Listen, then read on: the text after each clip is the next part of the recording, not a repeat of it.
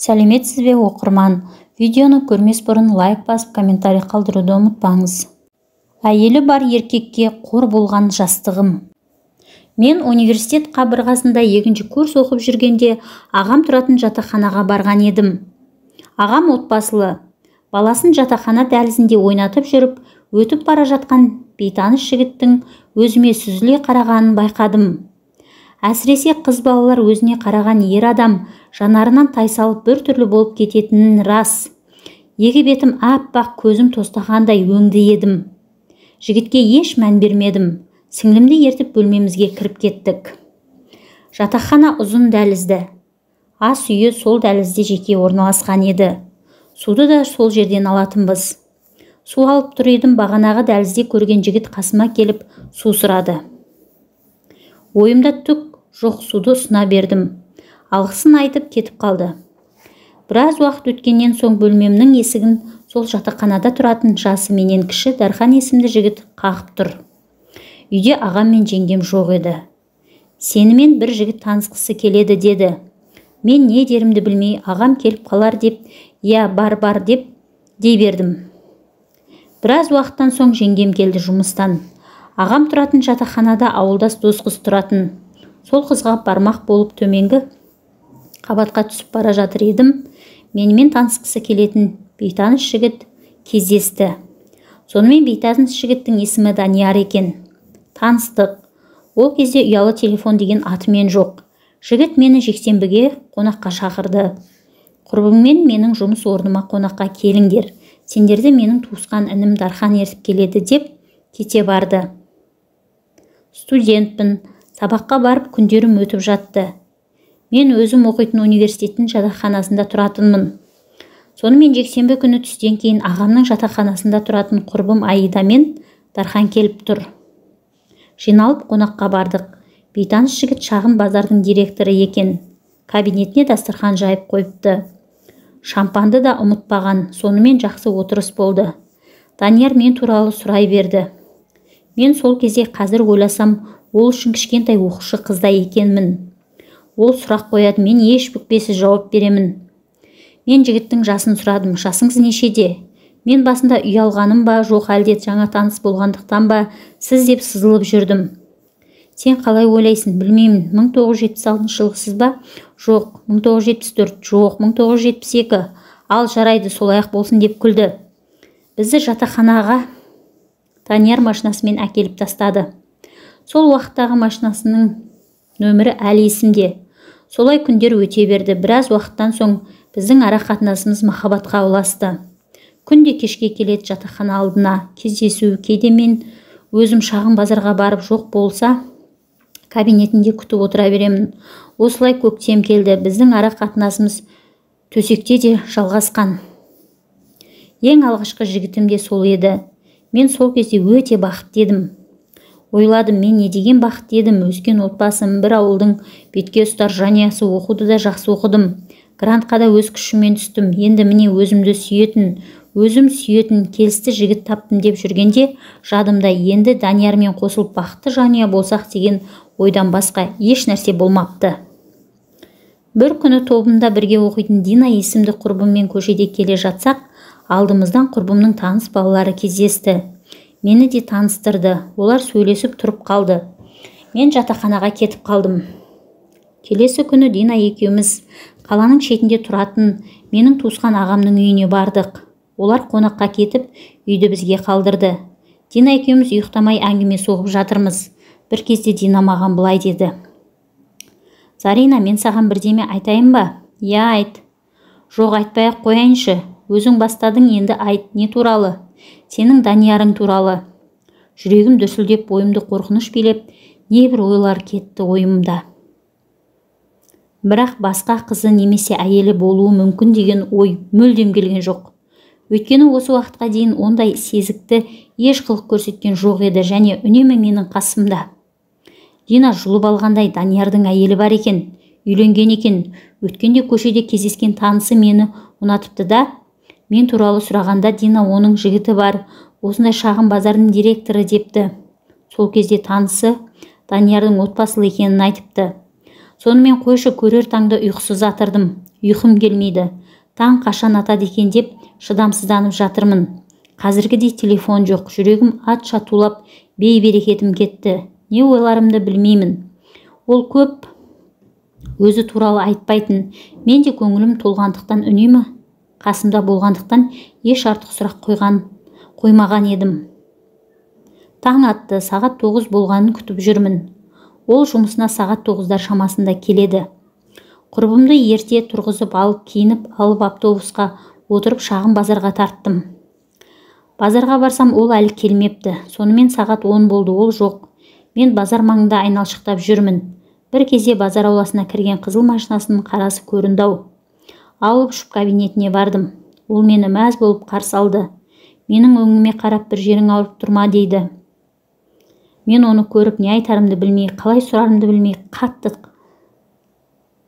қаттым да қалдым.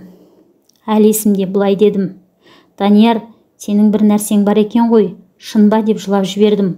Ол бірден ұқты да басын изей берді. Әйелің бар екенін маған неге айтпағансың, дедім де сыртқа атып шықтым. Көшеде жол бойымен жүріп келемін, көз жасым көл болды.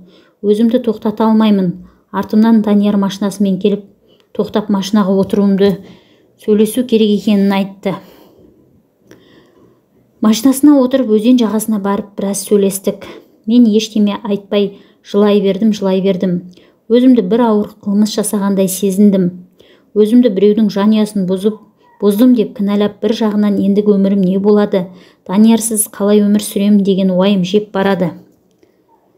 Данияр менен 13 жас үлкен жігіт екен. Түріне қарасаң өте жас еді. Спортпен айналысатын, өте сауатты болатын. Мен онымен әңгімелескенде тек тыңдай бергенді ұнататынмын. Тарихты өте керемет білетін еді. Негізі мамандығы балалар дәрігері екен. Ол бірақ бизнесті қалаған. Жас кезінде біреуді ұрып сотты болған екен. Менімен танысқан кезде бостандыққа шыққанына көп болмаған. Әкесі ертеректе қайтыс болған, көп балалы отбасынан. Данияр ортаншысы, аға-әпкелері бәрі бизнеспен айналысатын.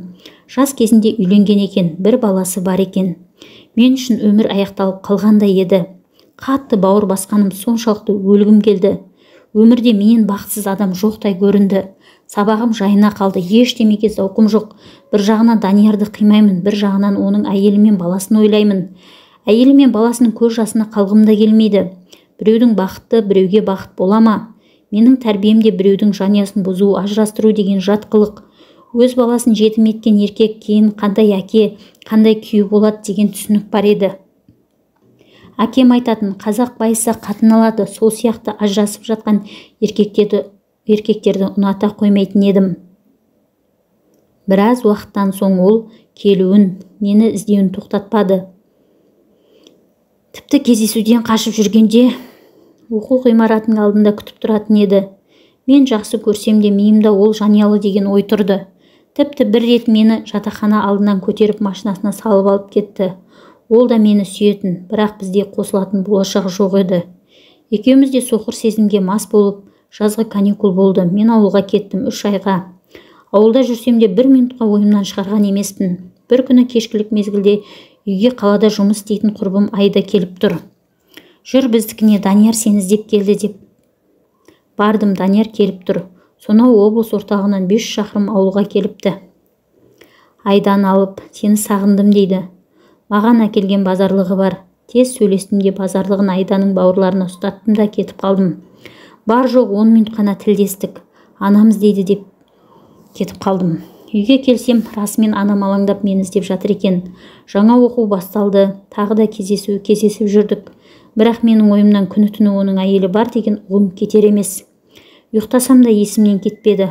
Оны көрсем бәрін ұмытып, үйіне кетсе тағы да әйелі бар, әйелінің қасында деген ойлар мазалайды. Не ұмытайын десем, еш жігітке қарағым келмейді. Даниярдан басқа ешкімді көрмеймін. Даниярдың бар туысы білді. Ол да жасырмайтын. Маған айтатын, сен қорқақсың, өзің қалай өмір сүргің келеді, сүре алмайсың деді деп. Бірақ бір сыйлайтыным, ешқашан әйелін жамандаған емес. Баламның анасы сыйлау керек дейтін еді. Менің де ол әйелге деген еш өшпенділік сезім жоқ еді. Тіпті жек көргем де жоқ. Ол әйел үшін менің де жүрегім ауыратын. Мен өмірі ішімдік ішпейтін едім. Кейде қыздармен сыра ішетін болдым. Іштей қайғымды басқан түрім. Ол кезде пейджер деген шыққан еді. Пейджеріне хабарлама тастаймын. Ол түн болсын, мені қыздармен қыдырып жүрген кезімде алып кететін. Сабағым да төмендеп кеткен. Ол үнемі айтатын: мен түрі тұрғанда оқуыңды бітіресің деп. Кейбір емтихандарды өзі сатып алып беріп жүрді. Сабақты жақсы оқитын менің бұл қылығым барлық топтастарымды таң қалдырды. Оның әрбір сөзі, әрбір ісі мен үшін үлгі болды. Үлкен жігіт болған соң ба мені баласындай еркелетті. Оның қасында жүргенде өзімді еркін сезіндім, еш нәрседен қорықпадым. Қойшы, сонымен 4-ші курсты аяқтадым. Қолымда диплом. Диплом алғанымды өзім ресторанда атап өттім. Өзі ресторанда атап өтті. Ол маған бір күні екінші әйел болуымды өтінді. Үйімді, машина, жақсы жұмыс, бизнес бәрі болатынын айтты. Тек мендік бол деді. Ондай ойға қалай келсемін? Ата-анамды тірідей өлтіріп, ата-анам қызметкер адамдар. Көре алмайтын жауларына өзім аяққа салып бермекпін бе? Мен үшін ата-ана абыройы бірінші орында. Егерде ешкім жоқ болса, махаббат үшін бәрін жасар едім. Менің жағдайымда ойланбастан жоқ деймін, әрине. Мен жұмысқа бір алыс ауылға кеттім. Ондағы ойым Даниярдан алыстап кету. 3 жыл ауылда жұмыс істедім. Жұмысқа беріліп, ұмытқандай болдым. Бірақ маған Даниярдан хат келіп тұрды. Кәдімгідей поштамен жазылатын хат. Қаншама хатты жинап жүрдім. Кейіннен бір күнде түгелін өртеп жібердім. 3 жылдан соң қала орталығына қайтып келдім. Жақсы жұмысқа тұрдым. Күні-түні жұмыс. Бұрынғыдай емес, Даниярдың да уақыты аз. Бизнесінің қызған кезі, менің де өз карьерам. Бірақ келіп тұрды. Бір күні әйелі босанғанын естідім. Содан бастап бірден үмітімді үздім. Біраз суыдым. Өзімше өмір сүре бастадым. Маңайыма қарай бастадым. Бұрын мән бермеген екенмін. Қаншама жігіттер бар, қаншама жігіттер маған көз салады, сөз айтады. Бірақ шынын айтсам, бәрін Даниярмен салыстырамын. Маған енді бәрбір болып кетті. Бұрынғыдай Данияр деп өліп тұрмаймын. Ар жағым жақсы көріп тұрсам да, өзімді ұстауға тырысамын. Ол менің үйімді білетін. Кез келген уақытта келе салатын есік алдына. Бір күні достармен кафеде жүрсем, ол кездесіп қалды. Аздап қызу, мені далаға алып шығып, білегімнен қатты қысып, бар үйіңе қайт деді.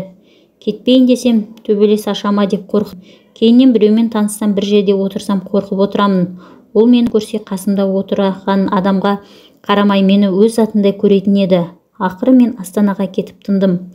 Оған деген махаббатым әлі өшкен емес. Бірақ адам болғасын өз өміріңді сүру керек қой. Сағыммен қашанғы жүресің, көзсіз махаббаттан да жалығады екенсің. Астанада жүргеніме 1 жыл болғанда маған түнде телефон шалып тұр. Нөмірімді қайдан тауып алғанын білмеймін. 2 жыл болғанда тағы да звондап тұр. Мен Астанаға келдім деп. Барғым келсе де кездесуге өзімнен қорықтым. Астанада емеспін, іс сапармен басқа қаладамын дедім. 3 жылдан кейін тағы да хабарласты. Астанадан үй алуға келіпті. Бардым кездесуге, бөтен адамдардаймыз. Сен баста деп іштей бір-біріміздің жүректеріміз тілдескендей. Құшағына асылғым келіп тұрса да, өзімді ұстаймын. Бір-бірімізден алыстасақ та іштей қимаймыз. Екеуміз де жасанды маска киіп отырмыз. Жүрек шіркін қимайды ғой. Амал не, жай үлкен адамдарша сөйлесіп. Бұрынғыдай емес, мен де есейдім. Бәрін ақылға жеңдіруге тырысамын. Бірақ ол кеткен соң біраз уақытқа дейін сезім шырмауынан шыға алмай жүретінім рас. Бір үміт оты пайда болғандай, біраз көрмеген соң тіршілікке араласып, біраз жүрегің саябырлағандай болады. Кейін бизнес аштым. Сол уақыттарда хабарласып кеңес алып тұрамын. Ол бұрын айтатын еді: сенен оқыған жеке бір тұлға көргің келеді. Сенің қолыңнан бәрі келеді. Сен менімен жүріп, өз қатарластарыңнан ерте есейдің деп. Кейде ол маған қызып алғанда, қатты қиналғанда хабарлама жазады. Мені сенен басқа ешкім түсінбейді. Сен менің жүрегімнің түбіндесің. Ал мен қиналсам, әлі тұрмысқа шықпай жүргенім есіме түсіп, ішкі жан дүнием тулағанда оған хабарлама жазамын. Менің жастығым сенімен кетті. Бәріне сен кінәлісің. Қайдан ғана кездестің? Сен менің қолым жетпей кеткен арманымсың. Шындығында оның ештемесі кеткен жоқ. бизнесі орында, отбасы орында, өмірі уақытымен өтіп жатыр. Жас қызды өзіне ғашық етті.